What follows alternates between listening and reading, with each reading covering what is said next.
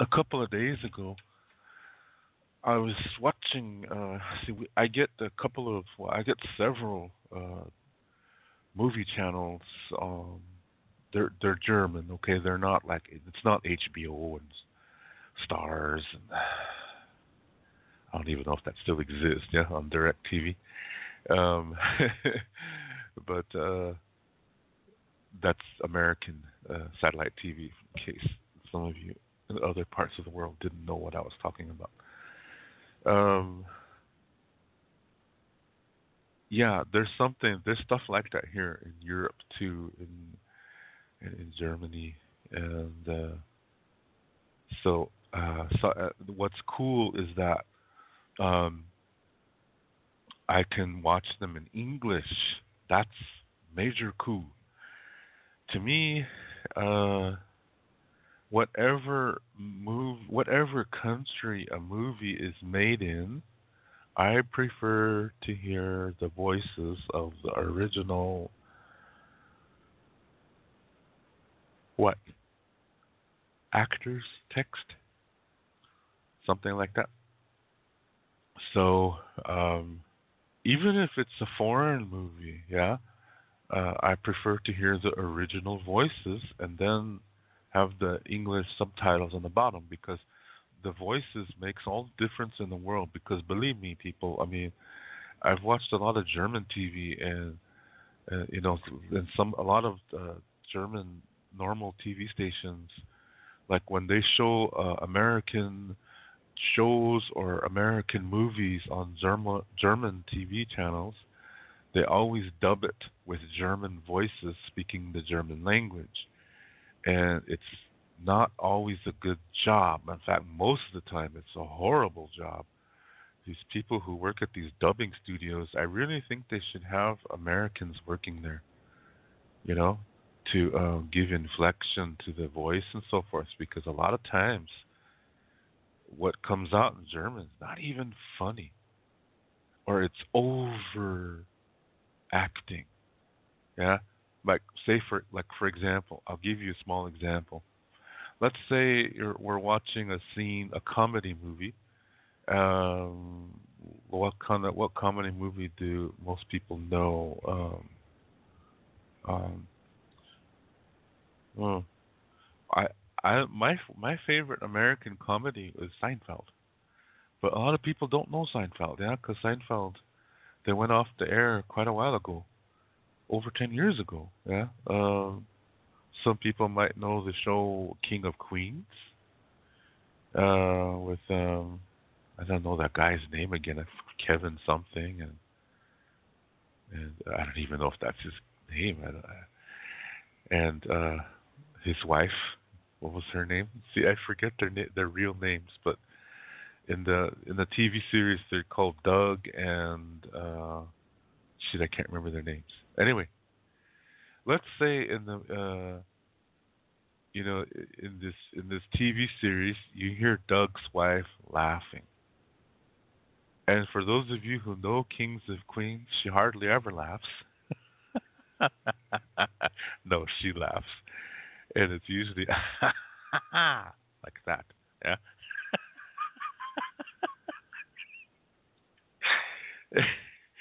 But when you hear the German dubbing voice, it's like this.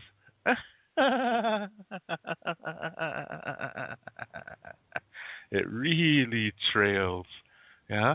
And it's just like exaggerated as hell.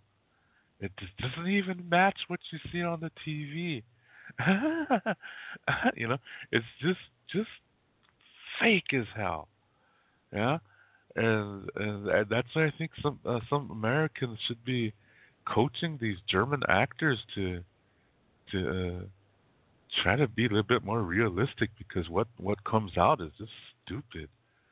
And for me as an American who can understand German, when I watch that show in German, it just I can't even stand it because of the German dubbing. It's just horrible. Yeah, it's horrible. And believe me, German TV is stupid. When you watch German dramas, they're just stupid. When you watch German comedies, they're overacting too. And you watch a German-made movies, they're horrible. They're really, really bad. There's not even close to what comes out of Hollywood. Yeah? Not even close. It's just horrible. I've heard people. I had friends in France who say the same thing about French TV. I have friends in Spain who say the same things about Spanish TV. It seems like when European countries are trying to make their own movies and shows, it's not even good. Yeah, it just seems that way. England's the exception. England has excellent comedy. They have good movies. Yeah. And things like that. So England is okay. Same thing for Ireland. They're pretty cool too. But when it comes to the European continent, it's horrible. So this is why I prefer to watch movies in their original sound, yeah, in their original language. So when I got my internet TV, it comes with several movie channels, and a lot of them are in English. Oh, that made me happy. Yeah, that made me so happy. Finally, I can watch this stuff in English. So that's what I watch mostly. I hardly ever watch German TV now because it's horrible. So now TV has become enjoyable again. Yeah, I'm once again addicted. So one of these, I was sitting down to eat one evening and 2 evenings ago, and I was going through the channels trying to find something in these American movie channels, English-speaking movie channels, and I saw a picture, a movie that I saw many many years ago, and I was so happy to see it again. It seemed like it was like an old friend, you know, an old friend that you haven't seen in years, an old friend who's a good friend. You know what I mean? For those of you who come from my generation, before Skype was invented and before, you know what I mean? Where the even telephones not doesn't do the trick. You know what I mean? It was like seeing a very very old friend, and it was so nice. And I was like, oh, this movie. I love this movie. Oh, I gotta sit and watch this.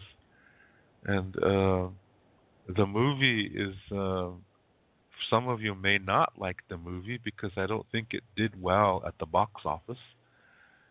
Because it's a movie where you have to think, and most people don't want to think.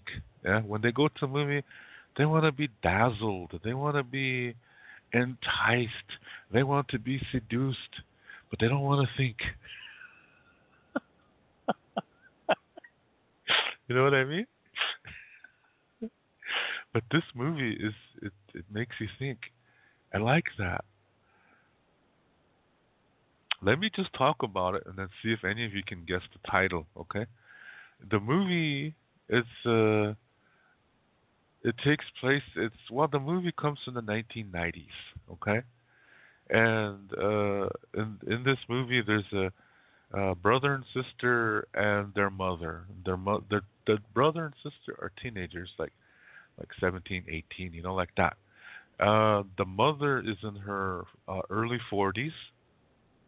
Actually, I think she's 40. Yeah. She just turned 40. And she's there she's a single mother and she's divorced, and she was going out with this man, and he invited her to go someplace for the weekend for her birthday. So she left her teenage children uh, in charge because the boy is really responsible. The girl's kind of wild. The girl's older, yeah, she's 1 year older, and the mother went for away for the weekend with her boyfriend, and so just these two teenagers are home. And the boy is there's an old TV show. He's kind of a nerd, yeah. He's an old TV show that he kind of likes, a black and white TV show, and um, and I won't say everything because maybe some of you haven't seen this, and maybe you might want to see this after you hear what I say. Okay, it's possible. So, um, I'm gonna jump some events here because I don't want to give anything away. But somehow the boy ends up in the TV show, and his sister does too. Tell you how, okay? Because it's kind of funny, yeah, how this happens. So now they're in this old TV show. The TV show is like from the 1950s, yeah, from around that time. So it's a black and white TV show. So everybody's black and white. And it's for for those of you who are old enough, you know what black and white TV shows were like. They were towns were perfect. Uh, the houses are perfect. The streets are perfect. There's no trash anywhere. Uh, Stores are just clean as hell, and everybody is super nice, and everybody's wearing nice, nicely nice clothes. They're nicely dressed, and usually it's usually these are comedy shows, yeah, and the comedy is so clean. Back then the TV shows were basically everybody's white, um, and if there is anybody of color, usually it's only a black person, and that person will be a maid or a butler. Yeah, but in those days, black people were barely on TV, and most of the time they were the only ethnic people that you saw on TV. There was nobody else. Yeah, just I mean on TV, and they always were in a servant position, and they made them talk dumb. Yeah, uh, and like they're really stupid. That thick Southern accent and like that. Meanwhile, the rest of the characters are talking just proper. Nobody makes a mistake. Nobody says the word ain't. The grammar is just perfect in every sentence, and things like that. And it's clean cut. Uh, they never show bedroom scenes in these comedy shows, and if they do, the mom and dad are sleeping in separate beds. Yeah, and there's a nightstand in between them. Uh, the woman is always subservient. The man is he's the one working, and he comes home. Hi, honey. Puts his hat on the coat rack and puts his coat there, and supper is all ready and warm, waiting for him. And the wife is just doting on him. The house looks just amazingly, perfectly clean, and uh, and then the children come um, to the table, and everybody has dinner, and the father proceeds to talk about his day. And maybe in some shows the children may talk, but you never hear the wife say many things. That's typical. Yeah, that's very typical of the TV shows from the 1950s and 60s and even into the 70s and kind of into the 80s. Yeah, it's just picture perfect. Every, all the boys have short hair. All the girls are wearing long dresses, and the wife is always wearing dress and apron, always, and still looking pretty. Yeah, and it's the media is trying to tell society this is the correct way.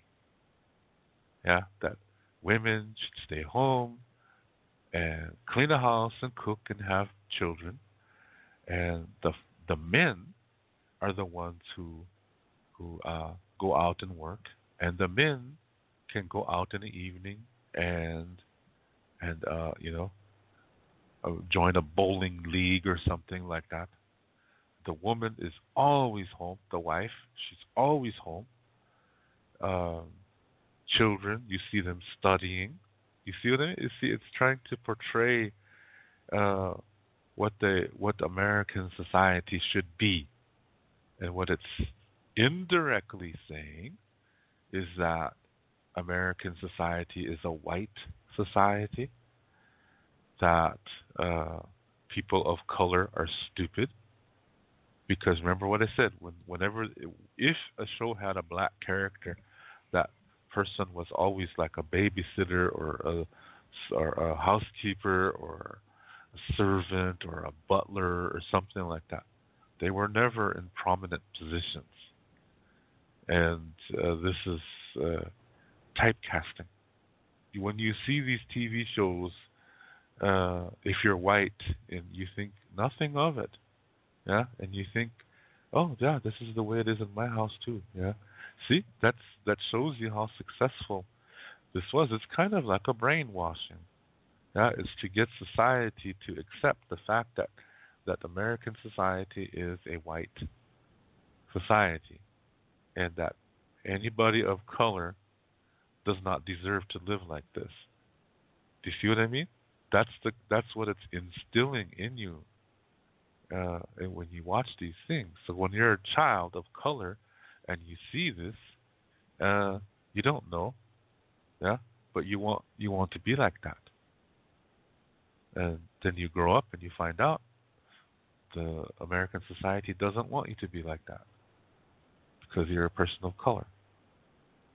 So you run into things like racism, yeah, and they look down on you and saying that, well, your culture has many problems, and if you were like us, you would be better. See, and now you have ethnocentrism, and then of course these shows are projecting that the white people know the solutions to everything. So there we have paternalism, and of course their way is the only way, and that's dogma. So these are four products that these uh, these shows are promoting, perpetuating into society, American society. Yeah, that white people are the best people, the prettiest people, that their way is the smart way, that their way is the only way, yeah, and that their culture is the best culture. So that's promoting racism, paternalism, ethnocentrism, and dogma. These are four products of something that I will explain a little bit later, okay? But let's stay within the topic here.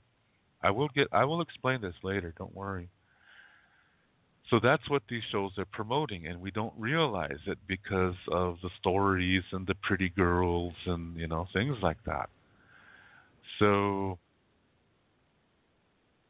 in this show, in this movie, okay, like I said, the brother and sister somehow end up in this TV series, and as I said, it's black and white, yeah.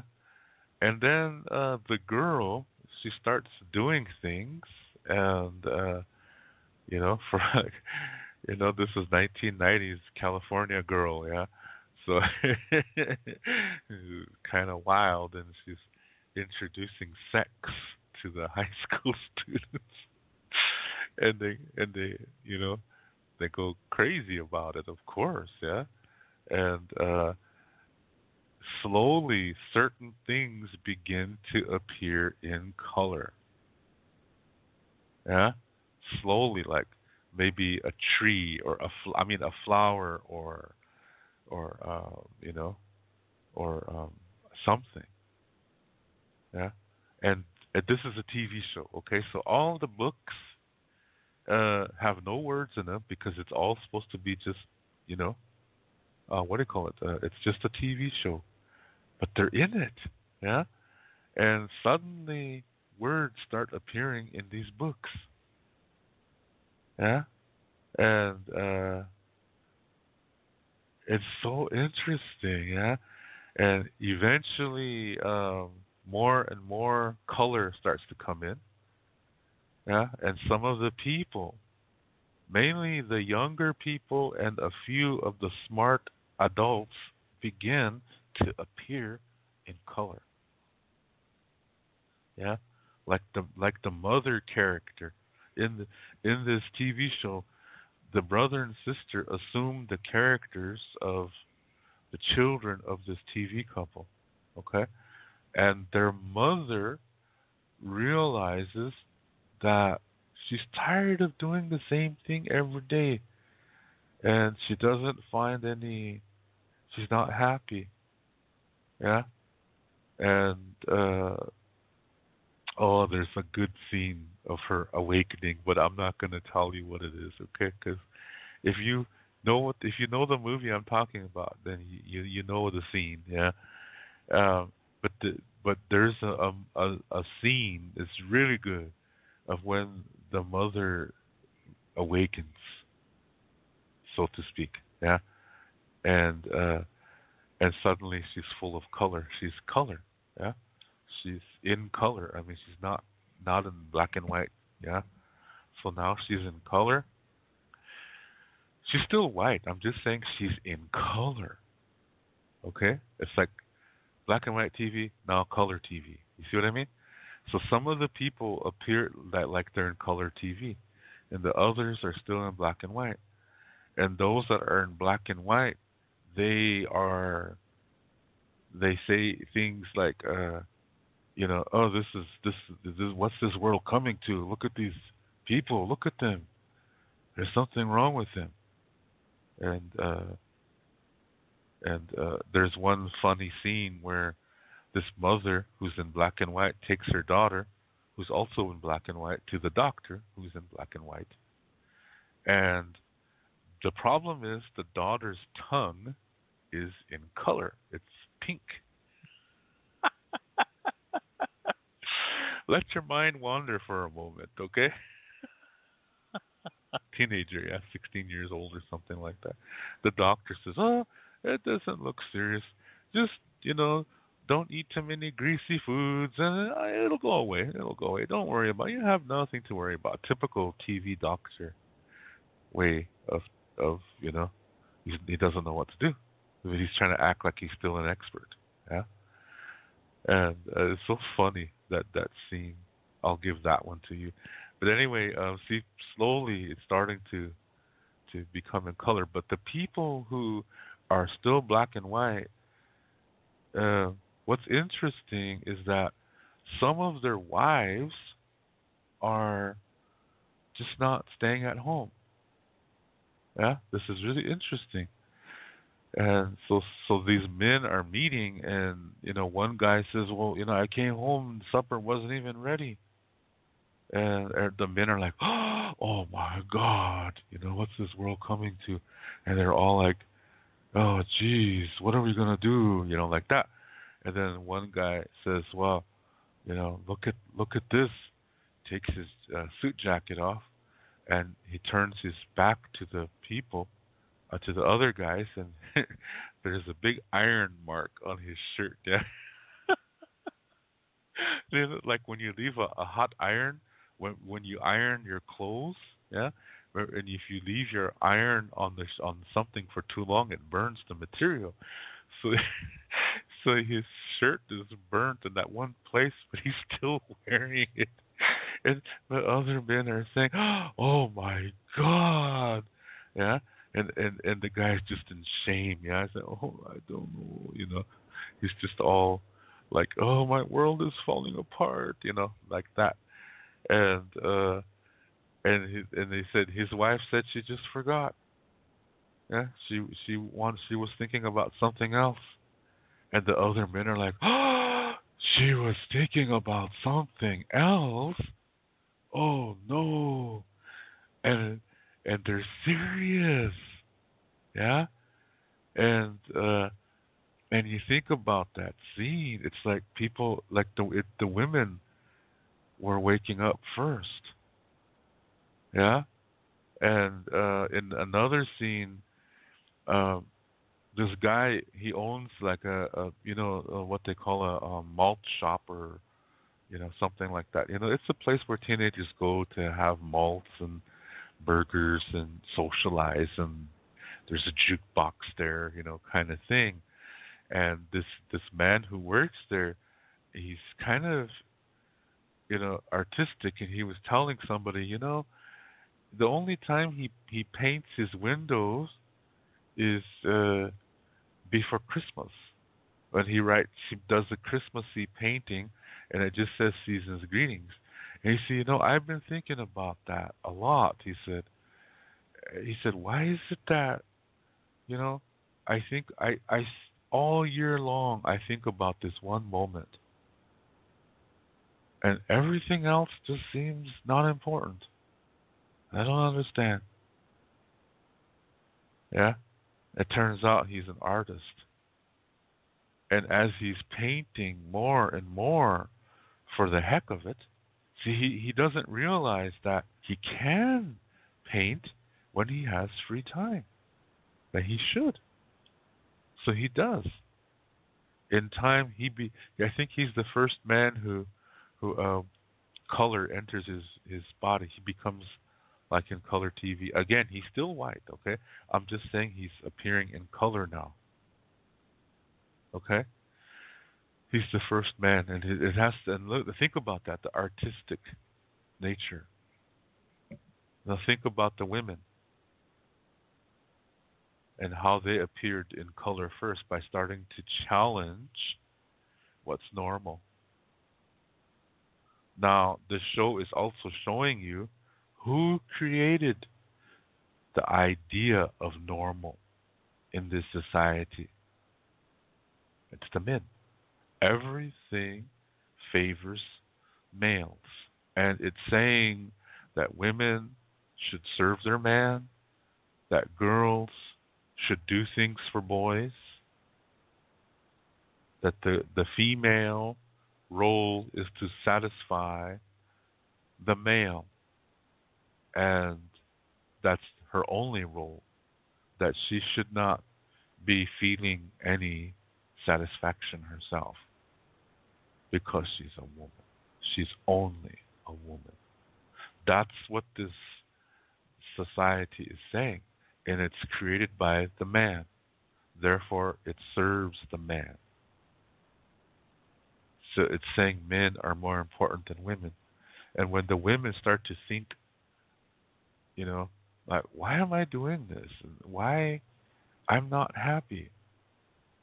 And they start to do things to make themselves happy. And they start to become in color. They're waking up. They're realizing that what's normal is not, that what's normal in their society is not healthy, because it leaves them unhappy, and only the men are happy. Why should only men be happy when women have that right too?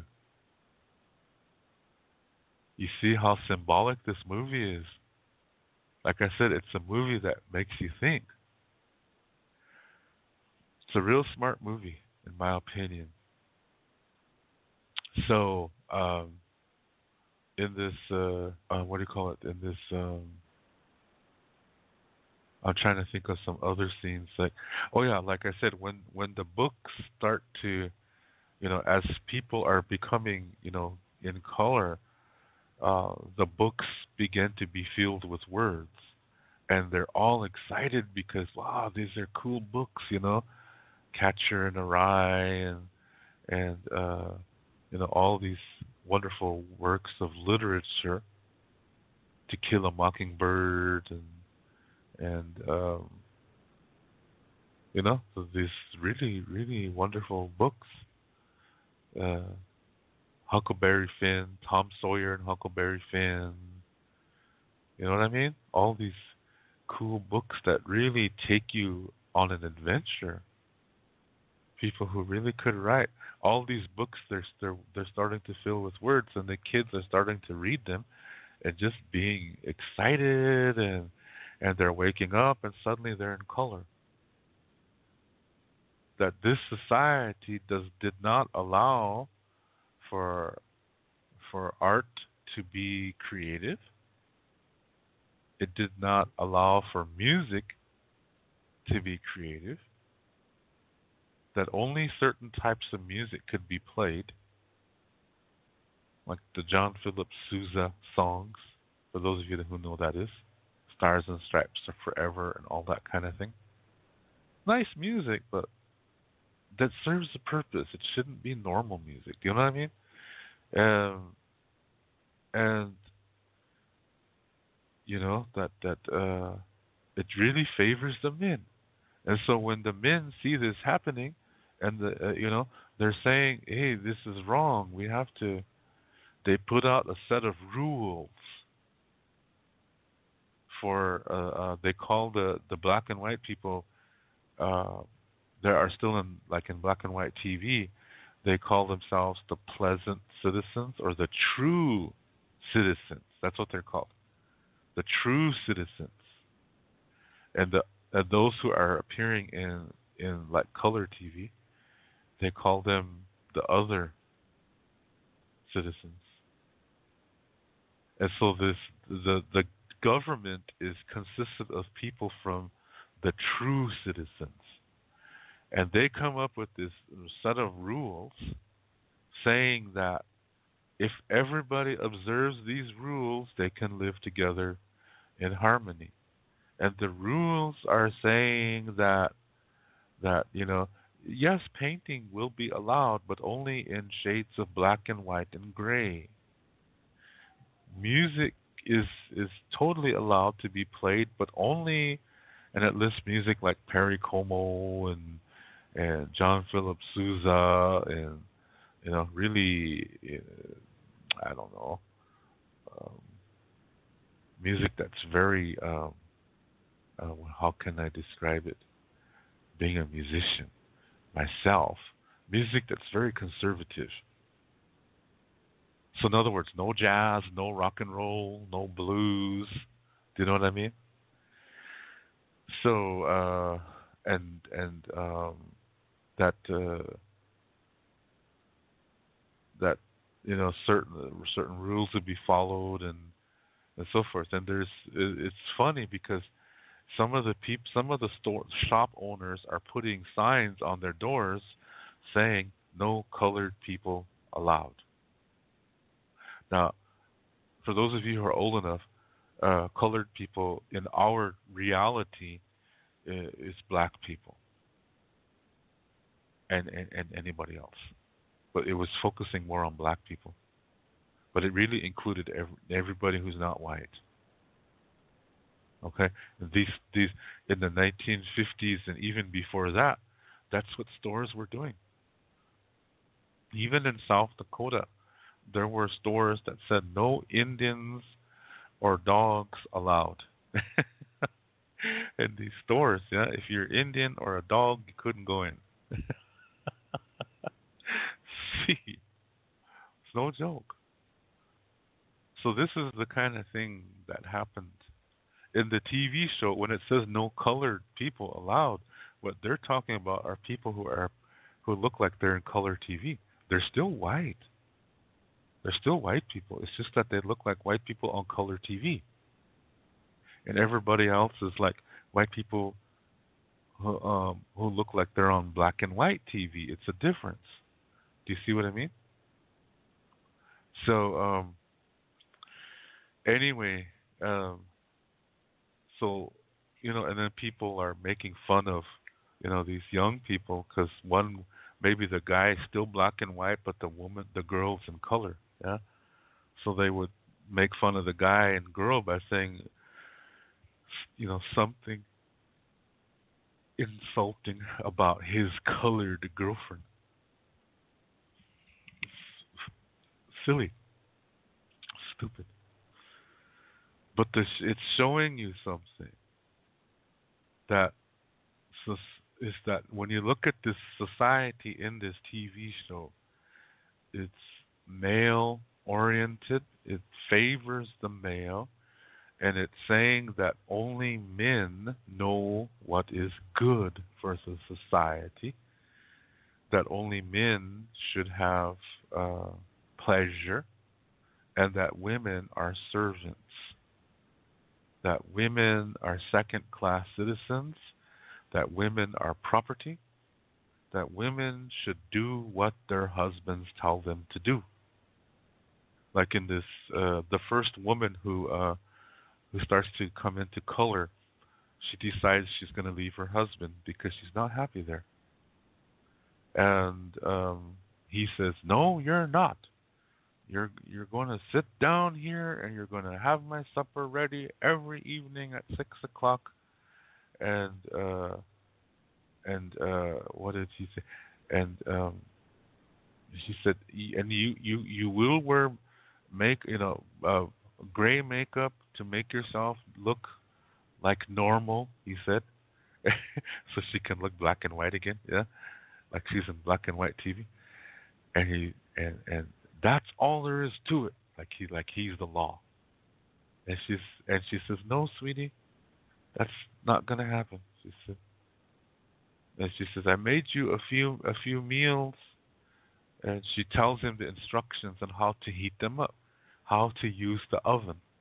So, of course, all of us know how to use the oven, but see, this is a male society, and then in this society, only women should cook. So she's telling him what to do to heat up his meal. And she said, and I'm going now, she said. And he says, "No, I will not permit it," he says. She says, "I'm sorry, but I'm going," she said, and she leaves. And he doesn't know what to do. He's totally at a loss.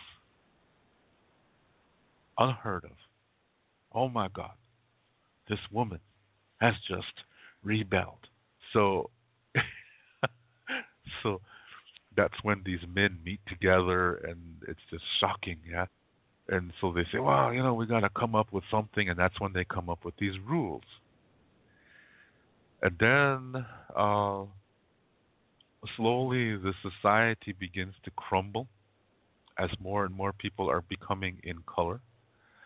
But it's mostly women. Okay, and the the men, they go into the library and they take all the books out and burn them because they're blaming the books now for making these people go crazy. And for those of you who are old enough, that might remind you of things like Kristallnacht. That's when in Germany, just as Germany was becoming Nazi Germany, because it's two different countries, really, it's two different mentalities.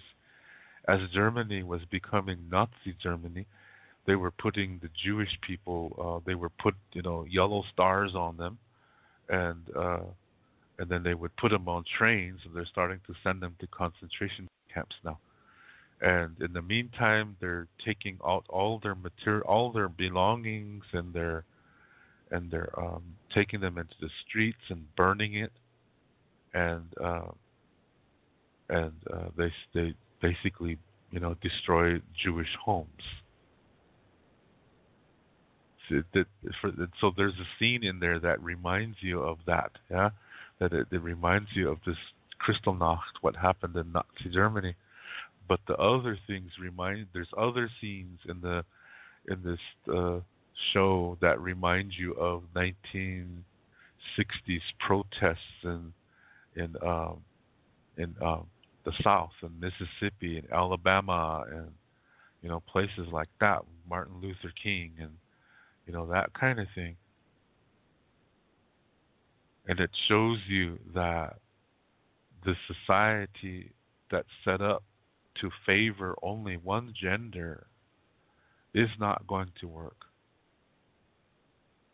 And it does not value all of its citizens. It only values the men. It only values one gender. That's that's going to have a downfall eventually. So now look at the world around us today. Now, as I'm talking, because this is going to be a recording, okay? So now, as I'm talking, it's the year 2016, 19th of September. Look at the world around us at this moment.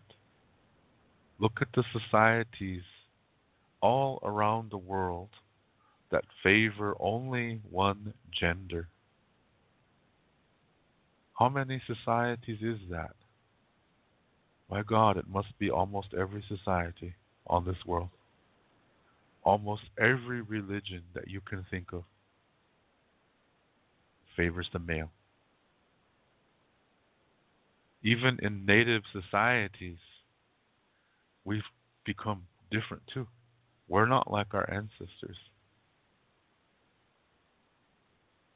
Some people like to say that when, because the earth is female, that society is best when it's matriarchal.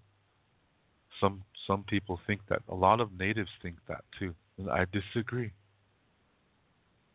In Lakota Star Knowledge, it teaches that the society has to benefit both. It cannot be matriarchal. It cannot be patriarchal. It has to benefit both. So you see there's a third option. That's ancient Lakota society. Today you hear a lot of Lakota people saying that really we're a matriarchal society. That's false. They're just saying that as a reaction against American oppression. Because America is a patriarchal society, right away Lakota people want to be the opposite. So they say Lakota people are matriarchal. No, that's false. We were never matriarchal. We were something different. We were not patriarchal. We were not matriarchal. We were something different. Yeah, it was a different thing. So how come we don't know this today? Why are we saying we were matriarchal when that's not true? Why is it that way? Well, in the 1800s, Native Americans all over the northern hemisphere, North America, went through an experience that most of the world doesn't know about. And that experience occurred when we were subdued onto reservations and we were denied healthy food, we were denied our spirituality, and we were even denied our language. And then we became weak-minded. This is the same procedure that cult leaders do to their followers. You begin by denying them something they need. And the more you deny things to them, eventually you're going to be able to control them. That's what happened in Nazi Germany. That's what religion uses, the same tactic. It's just that cult leaders use it in an extreme way. And terrorists also use the same tactic too. They all use the same tactic. So this is what happened to us on the reservation. So our language was illegal, our ceremonies were illegal, and in the beginning, the reservations were like prisons, and we couldn't leave. We could not hunt because we didn't have weapons. They were taken from us. So we only could eat what the government gave to us, which was very, very unhealthy food. So now we have unhealthy foods coming into our bodies, and we're getting sick. We're having heart problems, heart disease, hypertension. Yeah, and that affects the emotions. So now we can't develop emotionally. And also, we are not allowed to speak our language, so that's hitting us emotionally too. And our spirituality is illegal, so now that's hitting our spiritual self. And that's how our minds became weak. This is showing you that the self has four parts: the body, the mind, the heart, and soul. Heart meaning emotional self. They're all connected. So in that experience, we were hit in three. We were attacked in three areas: physically, spiritually, and emotionally. And they're all connected. And they're all connected to the mind. And that's how the mind became weak. And then the churches came. They saw this, took advantage, and we started to believe what they said because we were weak minded. And that's how we became Christian.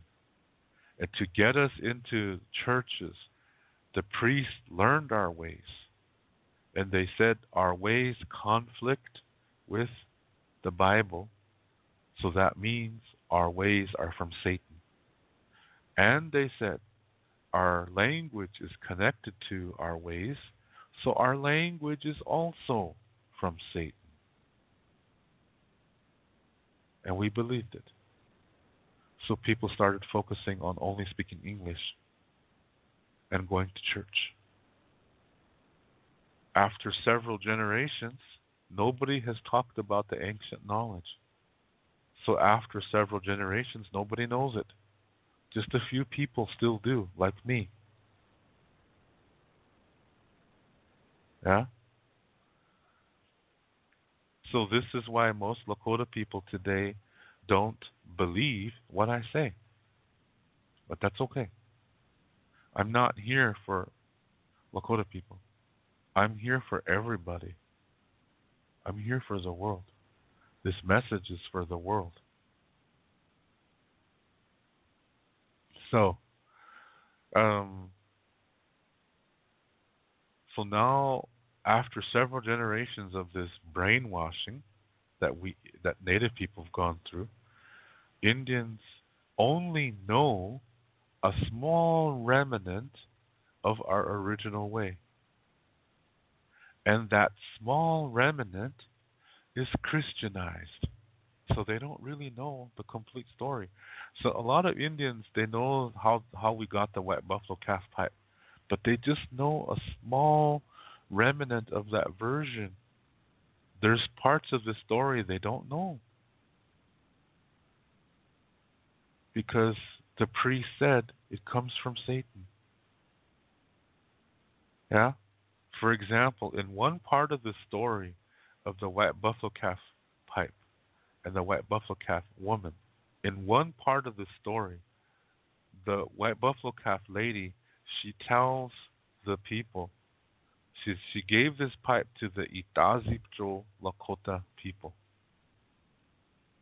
And her instructions, part of her instructions say to go to war against the Crow Indians, kill 4 Crow men, take hair from 3 of the Crow warriors, cut off the ear from the 4th warrior, and put a hole through the ear, and put the Crow Indian hair through the ear and attach it to that pipe. Most people don't know about that. Why did she say that? See, most people want to think of the white buffalo calf lady as this, like an angel, that everything she said was good. But in the original story, she tells this. Why did she say that? Why did she say, go kill 4 Crow Indian men and then do these things to their bodies? Why did she say that? Because it's symbolical. It represents something. It represents something that creates paternalism, racism, ethnocentrism, and dogma. It's to remind the people that we're not better than each other. I'll explain that a little bit later, okay? But that's an example of how today most Indians don't even know that part of the story. And another scene of this story, when there's two men who see her first, two Lakota men. One reaches out because he wants to have sex with her. And then suddenly he's just bones. It's just a skeleton on the ground. The story says a small cloud covers the woman and the man that wants to have sex with her. And when that cloud lifts, there's nothing but a skeleton laying on the ground. That's what most people know. What really happened is when this cloud came down and covered this man and woman. See, the reason why this guy wanted to have sex with her is because when he saw her, he saw a naked woman. He saw her the way he wanted to see her, as a naked woman. The most people don't know that. And when he tried to have sex with her, this cloud came, and as he penetrated her, part of her body consumed his flesh and organs until all that was left was the skeleton and his hair. What part of the body do you think did this? I'm not going to say. Use your imagination. It's the point of entry. It's the point of contact. Those are your hints. See, most people don't know that part of the story. See, there's this story of the white buffalo calf pipe is really a long story, and most people don't know it because of this Christianized brainwashing that happened.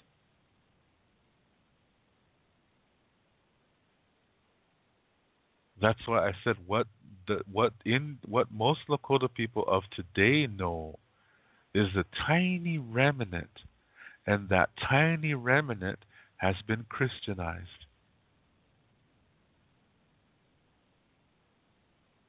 So it's incorrect. It's incomplete and it's incorrect. But that's what they call the Lakota way today. That's what most people think is the Lakota way. It's not. So as a result, today's native people only see things as this or that. If you're this, then you cannot be that. You see what I mean? If this is good, then that must be bad. That's the way Indians think today, and as many people in this world think this way. It's either this or that.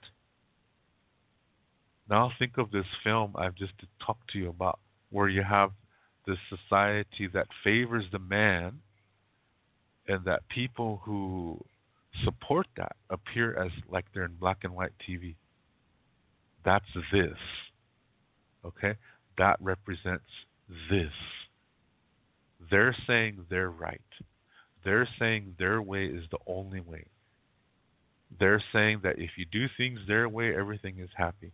And if you disagree with them, you're wrong and you're bad. So there you see the four elements again of paternalism, ethnocentrism, racism, and dogma coming from the people who are in black and white. The dogma. Yeah? That's the black and white people. And that is anybody who disagrees with them. See, those people in black and white, they only see things in two. Yeah? Either you're for them or you're against them. You see what I mean? It's only this and that. And most of today's Indians are the same way. They say either you're this or that. That's not the ancient way. Yeah, when you say that, okay, this is good, and anything that is bad, this is something called duality. Because duality comes from the word duo, which means two. So people who believe in something like this, they believe either you're with them or you're against them.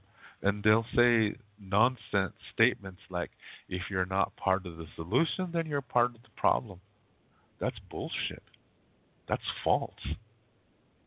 That's a way to control you.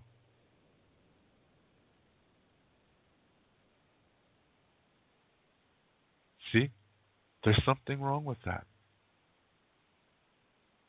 That's not the fullness of reality.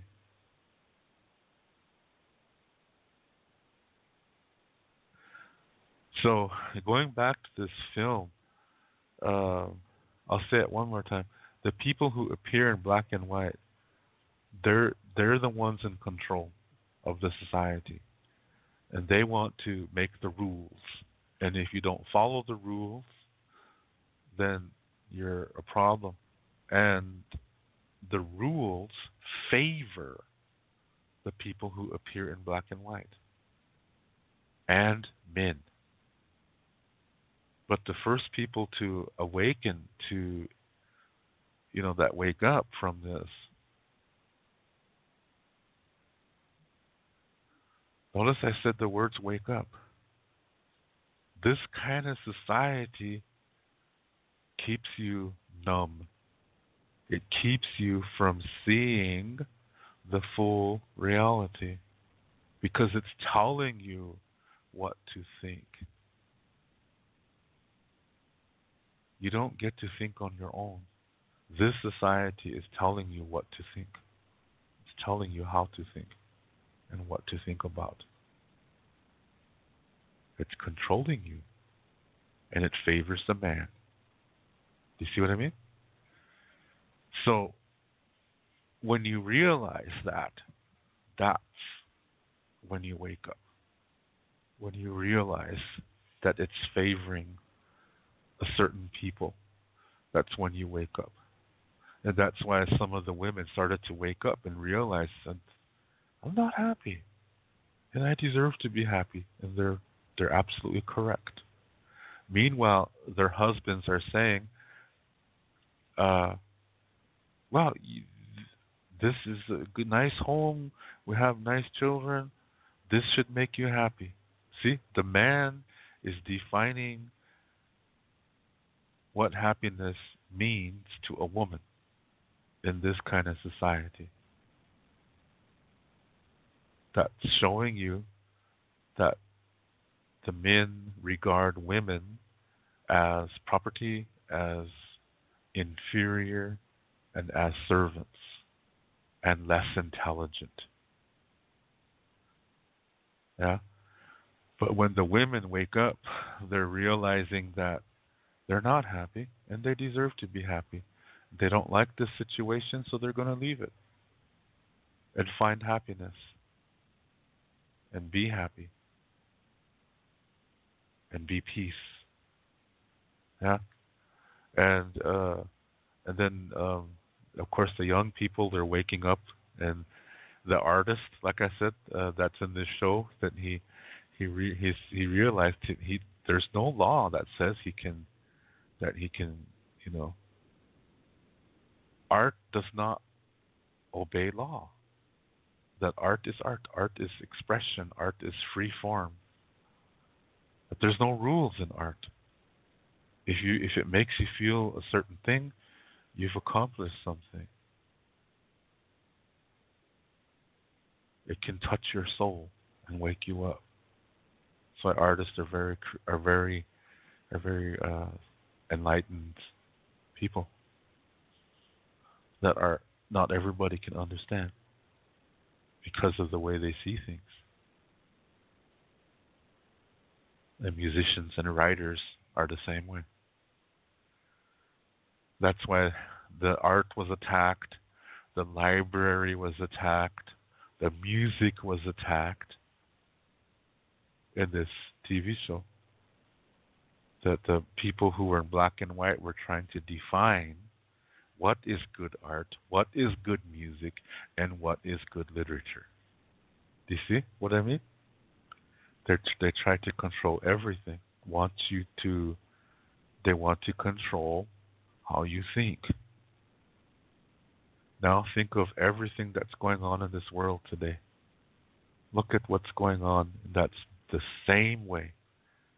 You see that in many, many religions that tell you what to read, what music to listen to, when to dance, when you cannot dance. In some religions, you can't even dance. In some religions, you can't even look at a woman in public. Yeah? There's many societies where the women are subservient. But then the opposite is also unhealthy. When you elevate the woman above the man, like in a matriarchal society, that does not work either. That doesn't work either. So that's why I said, when you have a society that favors one gender, that society will fail. It will become unhealthy. It will become infected. And anything that is infected in an unhealthy way is going to die. The society will die. But ancient Lakota society teaches that we were not matriarchal and we were not patriarchal either. We were something different. There's an old Lakota Star Knowledge story called When the Moon Cried, and the story teaches that, yes, women have a cycle that's monthly, but men have a cycle too. It's yearly. And these cycles complement each other.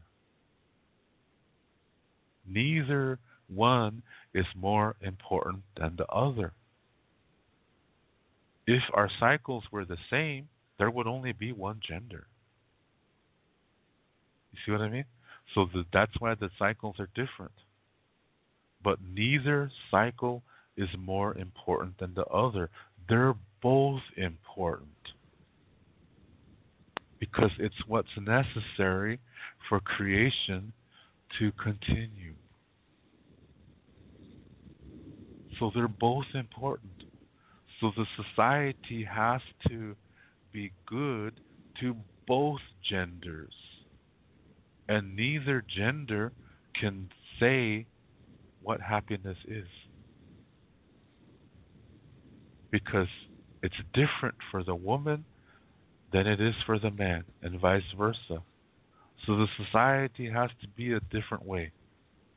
It cannot be decided by one gender. It has to be decided by both. Yeah? That's ancient Lakota society. But like I said, because of this Christian brainwashing that happened in the late 1800s and early 1900s, we became patriarchal. Native people became patriarchal. And then as the 1970s came and we started to say, hey, we're going to be Indian again. Instead of returning to the ancient way, we went to the other extreme. And so now we started saying we're matriarchal. Why? Because we did not know there's a third option. We did not know that the ancient way is a different way. We did not know that the ancient way is not matriarchal and it's not patriarchal either. We didn't know that.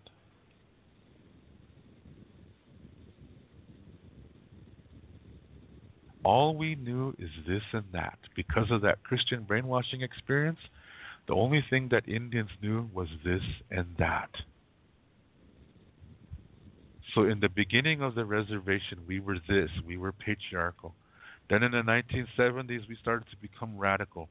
So we started saying, okay, we're not going to be this anymore. We're going to be that. So we started saying Okay, we're not patriarchal anymore, so now we're going to be matriarchal. And we're still missing the boat because the ancient way is neither one. The ancient way is the third option. So you see, when we became Christian in the early 1800s, we lost the third option.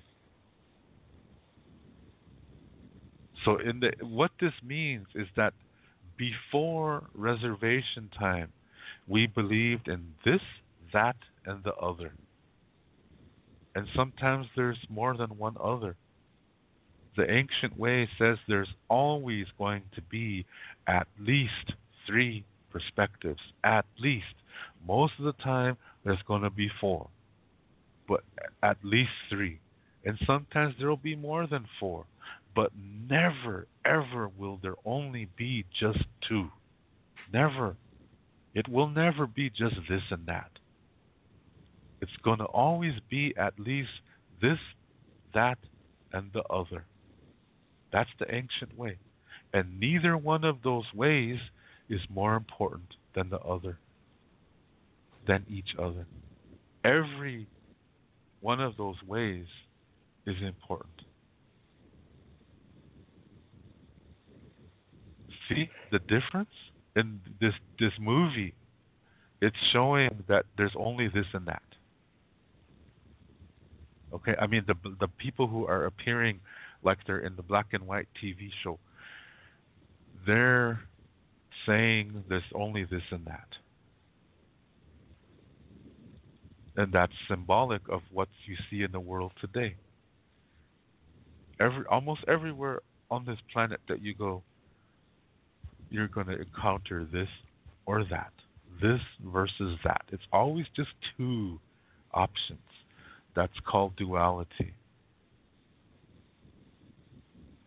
The ancient way said there's at least three. Yeah. So in duality, it's just this and that. And this is against that. Do you see what I mean? So even though the people in a dualistic way of thinking, they only see things as in two, this and that. And they say their way is good and that way is bad. So that's how good versus evil was created. Angels, demons, God, Satan, heaven, hell. Yeah? And they gave labels of positive to be good and negative to be bad. That's all man-made. That's all artificial. It's all false. Because reality says there's not two, but at least three. And it's not about good or bad. It's not about good or bad. So there's no good versus evil in the ancient way. There's no heaven, there's no hell, there's no God, there's no Satan, there's no angels, there's no demons. That's all false. That's man-made. No, it's different. Something different.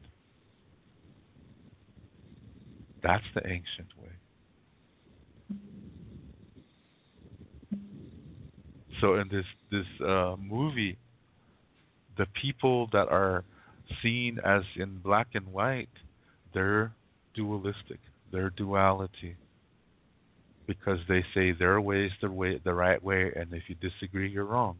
That's duality. The people who started to appear like in color TV, they're leaning towards the ancient way. They're saying, no, it's not about this or that. It's this, that, and the other. And there's nothing good or bad about the situation at all. Negative does not mean bad. Because our star knowledge teaches that the universe was created with four basic elements. One was negative, one was positive, one was neutral, and another was something else. And then you have positive things that act like negative things, and negative things that act like positive things. I believe that's called an ion in the scientific world. And Lakota has a different name that shows you there's more than two ways. There's always going to be at least three. Always. And negative is not bad. Positive is not good. If you take one away, the universe implodes. If you say negative is bad and you try to destroy all negative, the universe ceases to exist.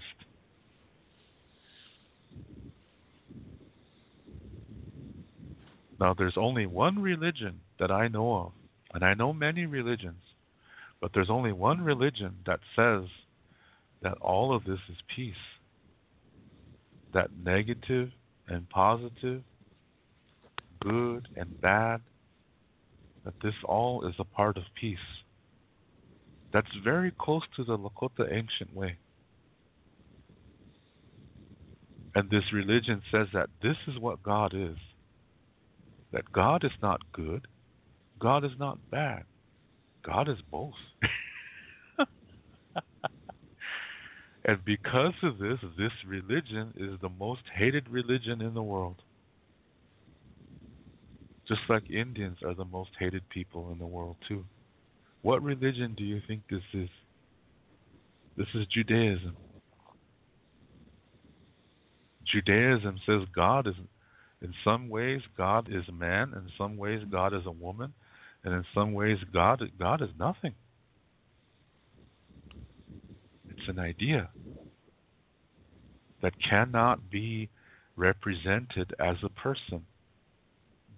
That the universe is God, that the universe, whatever is good and bad, that comes from God. So this is saying there's no Satan, there's no hell. That's interesting. That's very similar to the Lakota Star Knowledge way. So as a result, people who subscribe to Lakota Star Knowledge are attacked. That's why I said most Lakota people don't believe what I say, but that's okay.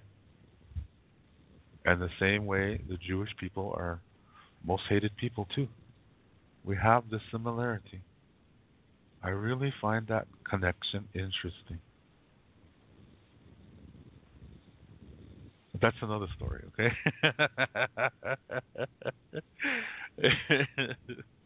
Anyway, see, in my life, if I'm going to have an opinion on something, I will check it out.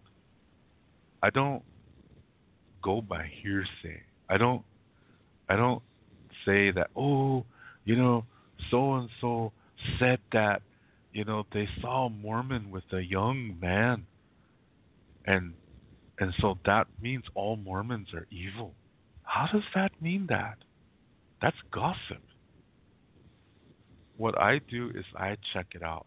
I take the time to check it out, to educate it. I find good sources, and I talk to people and find out, what is this belief system? What is it really? Because, see, you're going to find good and bad people in every culture, in every religion, in every race, in every language. It's not the language or the religion that's bad. It's the people who live it and how they live their lives. So whenever I hear somebody put the Mormon church down, I have a big red flag goes up for me, because I know that they're believing a lie, because I know Mormonism really good. And when I hear people talking negative about them, I know right away that all they know is gossip. All they know is hearsay. And they only saw one thing. They didn't take the time to check it out. And that shows me that they are judgmental and they're not enlightened. I get disappointed when I meet somebody like that. When everything else, they're really nice, but when it comes to this topic, all of a sudden they become thick-headed, they become stupid, their IQ drops, and I really get disappointed because I thought they were nice. So I take the time to check it out, and I did the same thing with Judaism. I took the time to check it out, and I found, wow, this is interesting. If it weren't for the Lakota Star Knowledge way, I probably would go that way. Seriously. Because it makes sense. Yeah, it has nothing to do with. It's so different than Christianity, and it's really interesting. Like I said, that's another story. I'll talk about that another time. Let's get back to this film here. This film is really remarkable because it's showing what duality is, and it's showing that um, the complete reality is not just this and that. That the complete reality is this, that, the other, and that other, and that other, and that other, and that other, and so on, etc., etc., etc. You see what I mean? That's what I like about this film. And it's so symbolic because in the dualistic world, it's only black and white. Whereas reality, look at the color. So when you say, "Oh, I don't like those people because they're green or whatever," you're starting to lose your color. You're starting to lose your vision, and you're starting to become close-minded, and you don't see the fullness of reality anymore. So you're being brainwashed, and you're being controlled by whoever created this idea. So think about the movie that I'm talking about. You can see that the people who appear like characters in the black and white TV show are representative of duality. And the people who are appearing in as if they were characters on the color TV show, they are more like Lakota Star Knowledge way of thinking. Yeah, and that's what I really like about this movie. It's really unfortunate that the movie didn't do too good. There's real good actors on here. This is not a B movie. Yeah, Reese Witherspoon is on here, and Jeff Daniels, and others. There's others that are on here too, and there's a TV legend on this movie too, from one of these black and white TV shows from that. You know, he's an actor from that time period, and he plays a character on this show too, and in this movie, I mean. And it's really cool because you see, yeah, you can see it, and like I said, I think the reason why this movie didn't do as well as it could have or should have is because most people in this world are dualistic, so they didn't get it. Yeah, they didn't understand the message. It's still an interesting movie, but they just didn't figure out the deeper meaning of it. And I think it's wonderful. It's one of the best movies I've ever seen in my life. So when I saw the movie 2 days ago, it was, like I said, it was like seeing an old friend, a very good old friend. Yeah, and I felt so happy to see this movie. So the name of the movie is Pleasantville. Yeah, so you can Google that, look on YouTube, and you can see some scenes from the movie.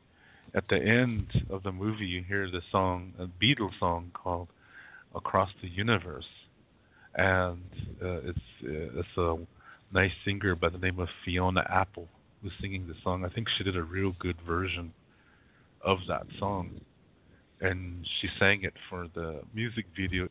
So you can see some of the scene, yeah, from the movie in this music video. And even in this music video, it represents duality in everything, and in oppressing, in destroying that which it sees as a threat. Anything that will not side with it, it will seek to destroy it. And that's duality. So I still love this movie. Yeah. Oh, that was such a good movie to see. Oh. Love that. Everything I'm saying tonight is based on Lakota Star knowledge.